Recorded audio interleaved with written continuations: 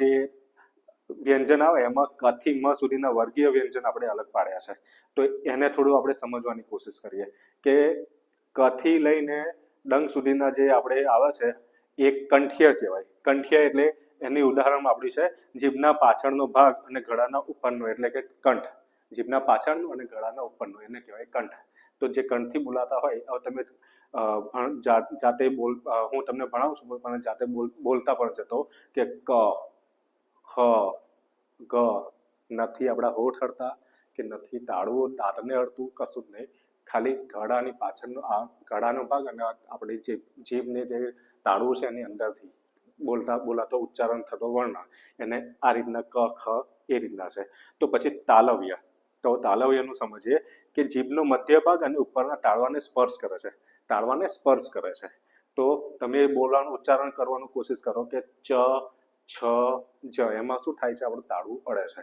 તો એને તાલવ્ય કહેવાય. મૂર્ધન્ય કે જીભની ટોચ અને પીડાનો સખત ભાગ. જીભની ટોચ અને પીડાનો જે છે એ સખત ભાગ તો એને મૂર્ધન્ય કહેવાય. તો મૂર્ધન્ય ટ, ઠ, ડ, ઢ, અણ એમાં તમે મૂર્ધન્યનો તમારે શું થાય છે કે તમારી જીભની ટોચ અને જે પીડાનો સખત ભાગ કહેવાય એનું એના દ્વારા ઉચ્ચારણ થાય છે. અને દંતવ્ય તે જીભનું ટેરવું દાંતને અડે છે. જીભનું ટેરવું દાંતને અડે છે. ત, થ, દ એમાં જીભનું ટેરવું દાંતને અડે છે. એનું છે.